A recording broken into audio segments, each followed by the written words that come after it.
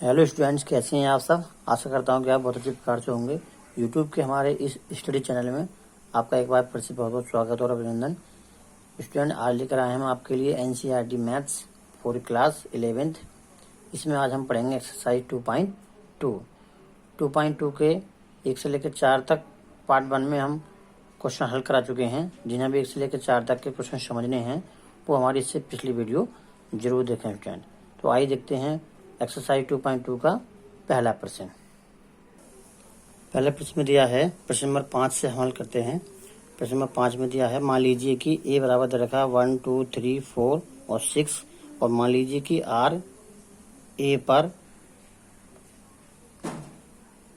A b such that a b belong to ए।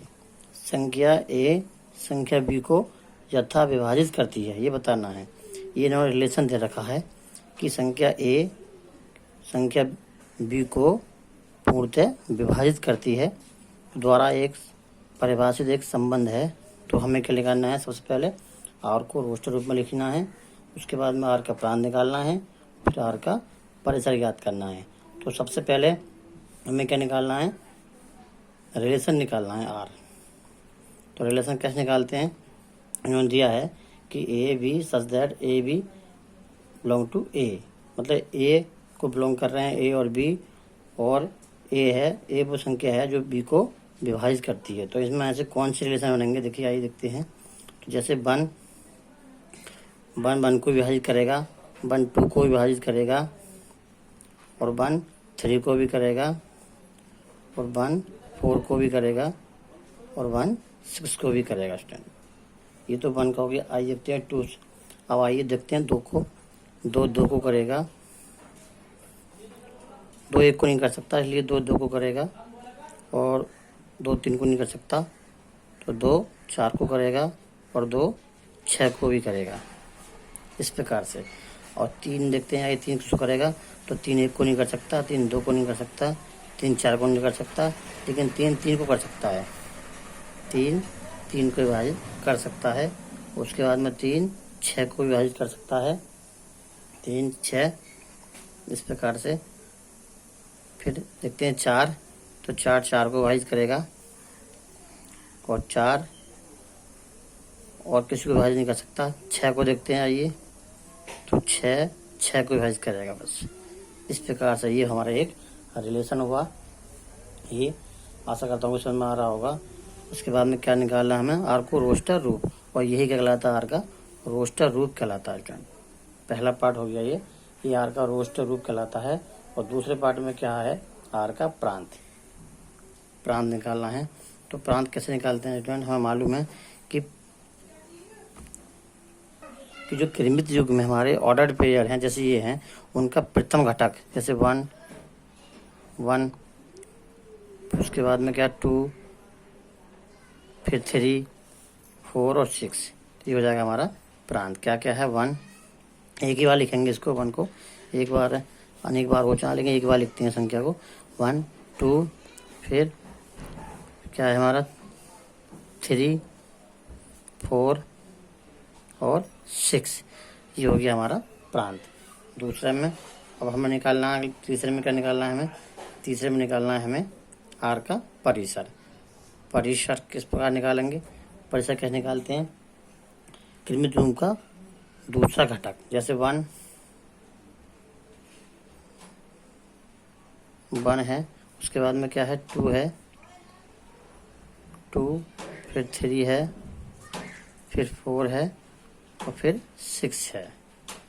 ये हो गया हमारा परिसर। ये हो गया इसमें हमारा आंसर। आशा करता हूँ कि प्रश्न नंबर 5 आप पिछली प्रश्न में आ गया होगा।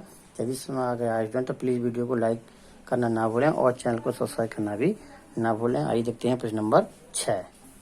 प्रश्न नंबर 6 में दिया है, यदि आर कोई रिलेशन है इस प्रकार से कि x और x प्लस 5, x बिलोंग कर रहा है 0 1 2 3 4 5 द्वारा परिभाषित संबंध आर का हमें प्रांत और परिसर ज्ञात करना है। तो सबसे पहले क्या निकालेंगे इसका? हम सबसे पहले निकालेंगे रिलेशन। जिस सबसे पहले दिया है इन्होंने, कोई सेट है ये, उसको मान लेते हैं ए, जी ए दे रखा है, कितना रखा, 0 1 2 3 4 5, ये कोई सेट है। अब क्या करना है, हमें रिलेशन निकालना है। तो जैसे कोई पहले लेंगे हम 0, अगर हम 0 लेंगे और यहाँ से फिर y कितना हो जाएगा, ये x है और ये y है, तो ये हो जाएगा कितना, 5। इस प्रकार से अब अगर यदि हम 1 लें, 1 लेंगे तो y कितना बनेगा, 1 और 5 6। और इसी प्रकार से हम 2 लेंगे तो कितना बनेगा, ये 7 बनेगा, 5 और 2 7। और अब हम यदि 3 लें तो 3 और 5 8। इस प्रकार से यदि 4 लें हम तो 4 और 5 9। इसी प्रकार से यदि हम 5 लें तो 5 और 5 10। इस प्रकार से ये हमारे रिलेशन बने। अब क्या निकालना, हमें प्रांत निकालना है। तो प्रांत हम जानते हैं, कृमियों का प्रथम घटक जो होते हैं वो प्रांत होते हैं। तो क्या क्या है, प्रथम घटक 0 1 2 3 4 और 5। फिर क्या निकालना है, हमें परिसर याद करना है। तो परिसर कैसे निकालते हैं फ्रेंड, परिसर हम जानते हैं कृमियों का दूसरा भाग, जो दूसरा जो घटक होता है वो क्या होता है, परिसर होता है। जैसे 5, उसके बाद में क्या है 6, फिर 7, फिर 8, फिर 9, फिर 10। इस प्रकार से, और यही हो जाएगा जो हमारा आंसर। आशा करता हूँ कि प्रश्न नंबर 6 भी समझ में आ गया होगा। यदि समझ में आ गया है तो प्लीज़ वीडियो को लाइक करना ना भूलें और हमारे चैनल को सब्सक्राइब करना भी ना भूलें, बाद में इसे शेयर करना भी ना भूलें फ्रेंड। आइए देखते हैं प्रश्न नंबर 7। प्रश्न नंबर 7 में दिया है संबंध r x, x की घात 3 और x संख्या 10 से कम एक अभाज्य संख्या है को रोस्टर रूप में लिखना है।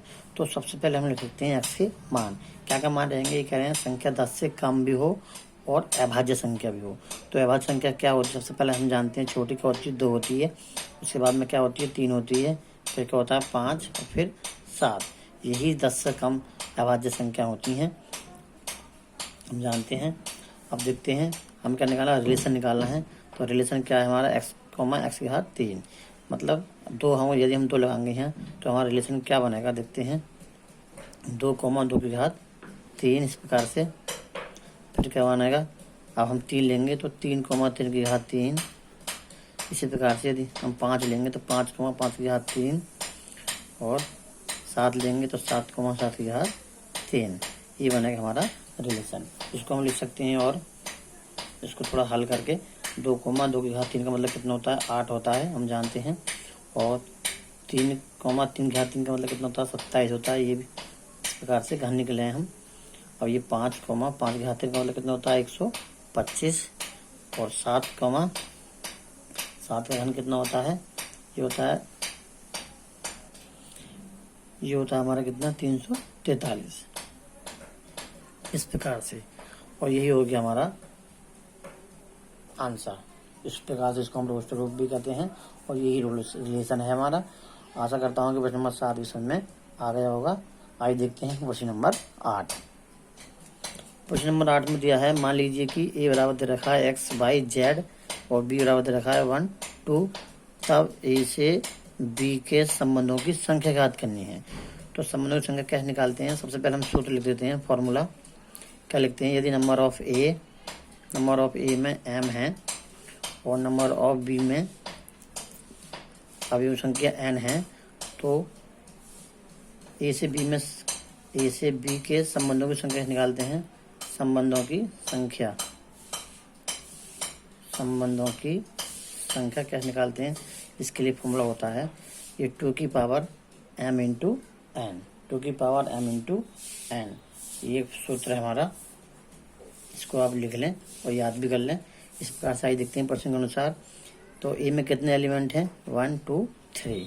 तो नंबर ऑफ ए कितना है, 3 है। इसी प्रकार से बी में कितने एलिमेंट हैं, नंबर ऑफ बी कितने हैं, 1 2, कितने हैं, 2 हैं। अब निकालते हैं, आइए ए से बी में संबंधों की संख्या। ए से बी में संबंधों की संख्या, तो कैसे निकालते हैं संबंधों की संख्या, फॉर्मूला है हमारा 2 की पावर m इंटू एन। तो अब कुछ नहीं करना है, बस हमें एम एन के मान लगाने हैं। तो एम का मान कितना है 3 है इंटू गुणे में, और एन का मान कितना है 2 है। तो कितना हो जाएगा ये हो जाएगा हमारा 2 की घात 6। अब 2 की घात 6 को, इसका मतलब है 2 को हम गुणा में 6 बार लिखेंगे, 2 गुणे 2 गुणे 2, इस प्रकार से लिखते चले जाएंगे 6 बार, और उसके बाद में गुणा कर लेंगे और जो आएगा वो हो जाएगा हमारा आंसर। कितना हो जाएगा इसमें देखते हैं, आइए 2 गुणे 2 गुणे 2 गुणे 2 गुणे 2 गुणे 2, 6 हो गया। अब कितना आएगा ये 2 दूनी 4, 2 दूनी 8, 2 दूनी 16, 2 दूनी 32 और 32 दूनी 64 हो जाएगा आंसर, और यही हो जाएगा हमारा आंसर। इस प्रकार ए से बी में संबंधित संख्या कितनी है, वो 64 है, 64 है, और यही आंसर है। आशा करता हूँ कि प्रश्न नंबर 8 ठीक प्रकार समझ में आ गया होगा। यदि समझ में आ गया है स्टूडेंट तो प्लीज़ वीडियो को लाइक जरूर करें और हमारे चैनल को सब्सक्राइब करना भी ना भूलें। आइए देखते हैं प्रश्न नंबर 9। प्रश्न नंबर 9 में दिया है, मान लीजिए कि आर जेड पर, आर बराबर दे रखा है इन्होंने a comma b such that a b किसको बिलोंग कर रहे हैं, जेड को बिलोंग कर रहे हैं। ए माइनस बी एक पूर्णांक है। तो जेड क्या होता है हम जानते हैं, पूर्णांक होते हैं, पूर्णांक का एक सेट होता है, द्वारा पूर्णांक है, द्वारा परिभाषित है, एक संबंध है, आर के प्रांत तथा परिसर ज्ञात करने हैं फ्रेंड। तो इन्होंने दिया है क्या दिया है रिलेशन में कि a comma b such that a b belong to Z, और ए माइनस बी एक क्या है, पूर्णांक है, ए माइनस बी एक पूर्णांक है। अब हम ये जानते हैं कि दो पूर्णांकों का यहाँ लिख देंगे, हम जानते हैं वी नो दैट, चूंकि दो पूर्णांकों का अंतर, ये माइनस में है इसलिए अंतर भी एक क्या होता है, अंतर भी एक पूर्णांक होता है, एक पूर्णांक होता है, ये हम जानते हैं। तो इसका मतलब क्या हुआ, ए माइनस बी क्या हो जाएगा, एक पूर्णांक हो जाएगा। तो क्या निकालना है हमें, आर के प्रांत निकालने हैं। तो आर का प्रांत भी क्या हो जाएगा, आर का प्रांत